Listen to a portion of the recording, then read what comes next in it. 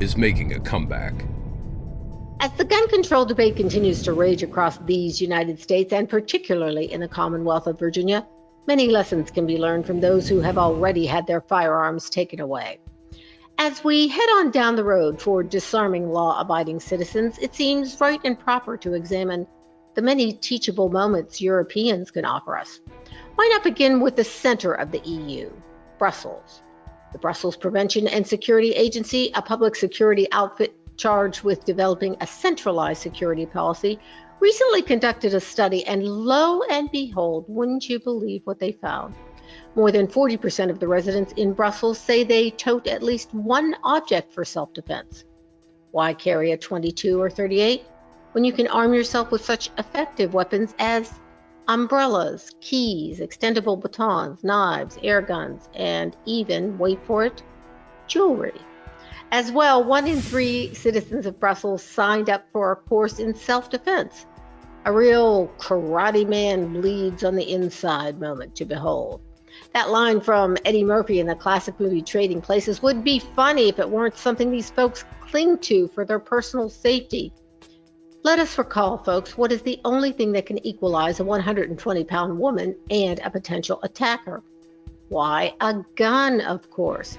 But if the government won't allow you to defend yourself with the finest of self-defense weapons, undoubtedly you will have to take other measures.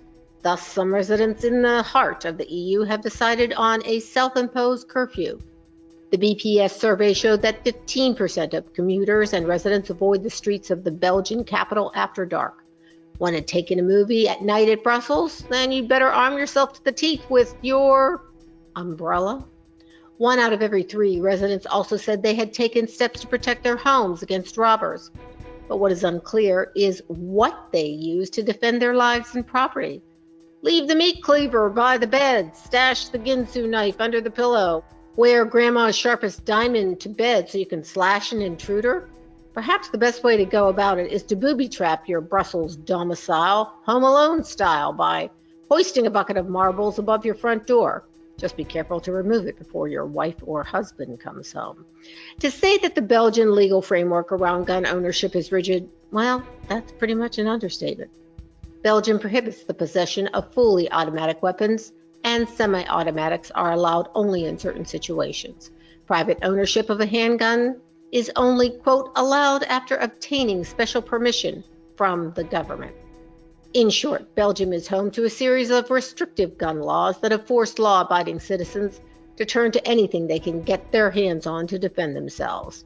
Is it any wonder that obtaining a firearm illegally in Brussels has rapidly become, well, big business? As the gun control situation in the United States heats up, with Second Amendment sanctuary movements sweeping across the country and local politicians trying to thwart them, we might ask ourselves, what can we learn from the citizens of Brussels? And the answer is quite a lot. I'm Lisa K. Donner, and that's my parting shot.